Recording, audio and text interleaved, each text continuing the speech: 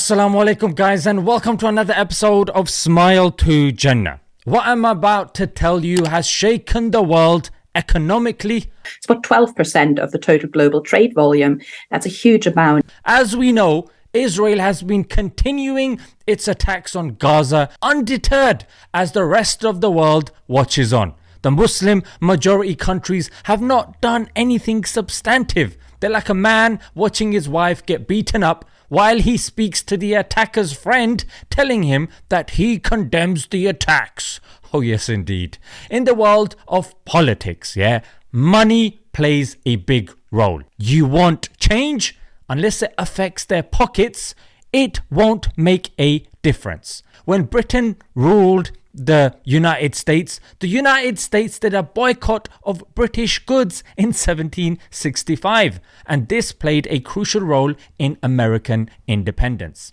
In South Africa, when there was a system discriminating against blacks, a boycott of South African goods took place in 1980, which played a crucial role in dismantling the apartheid system. Although there is a boycott going on by the lay people, you and me, but Yemen, more specifically a group called the Hotties, have done something that has really hurt Israel, America, in fact, 44 countries. It has blocked the shipping route, a very crucial shipping route, which is in the Red Sea, which Israel relies upon heavily. Now, the Houthis or Yemen, they can't assist the Palestinians militarily because their weapons don't reach there, but this is a way of them contributing to their cause. In fact, they have attacked at least 12 ships,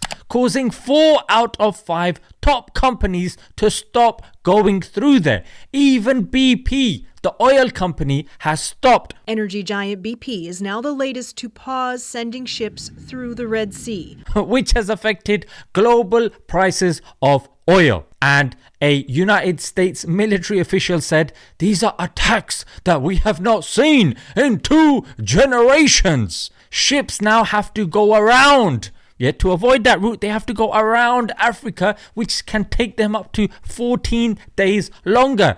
The prices of products have gone up. The insurance premiums are affected. The world's elites are now paying attention. On top of that, the United States and the UK are involved doing the dirty work for Israel by shooting down these drones, because that's how the Houthis do it. They send drones, amongst other methods as well. But it's only now that the US is like, hang on a minute, we're being screwed over. Because think about it. A Houthi drone costs, about $2,000 to make, but a United States missile that's needed to shoot it down, most likely the SM-2 that's being used, costs $2 million each.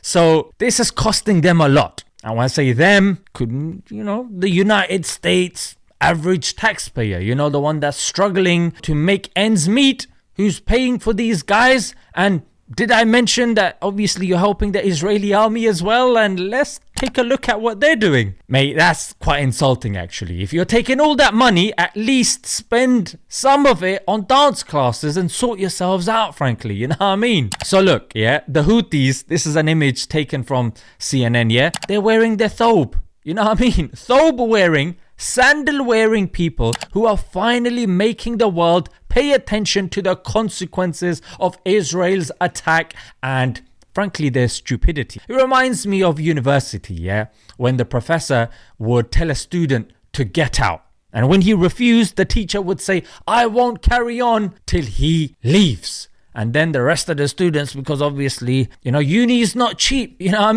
they would turn against the student and tell him to leave. It was a clever tactic, and one that we're seeing at play here, which can be compounded and become more effective if more countries assist them.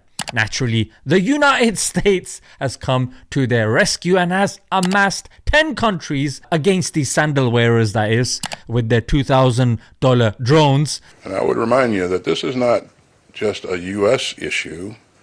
This is an international problem, and it deserves an international response. And the Houthis have said clearly, we're only targeting the ships going to Israel and coming from them. Yeah, this is in defense of our Palestinian brothers and sisters, and the ships get advance warnings as well. But obviously America wants to do all that it can just so the Israelis don't pay that extra for their products, because they'll get their products, but it's just going to be a bit more expensive, frankly. And there is risk that it will now become a regional war. Yeah, and these guys are now getting other countries involved, which, you know what, should be done, especially when we're looking at 20,000 Palestinians, you know what I'm saying, ended.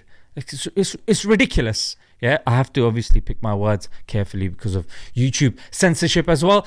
And looking at that list, I don't know what Bahrain is doing there, frankly, you know what I mean? But seems like they've got beef with the Houthis, but so does Saudi. They're not on that list, you know what I mean?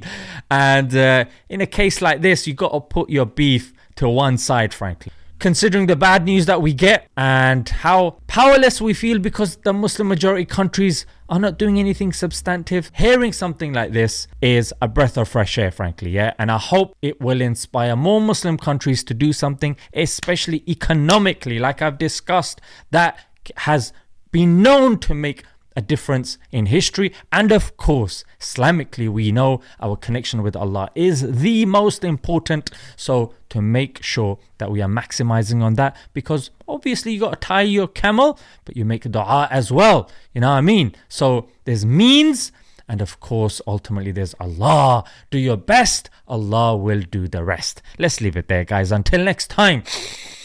Assalamu alaikum.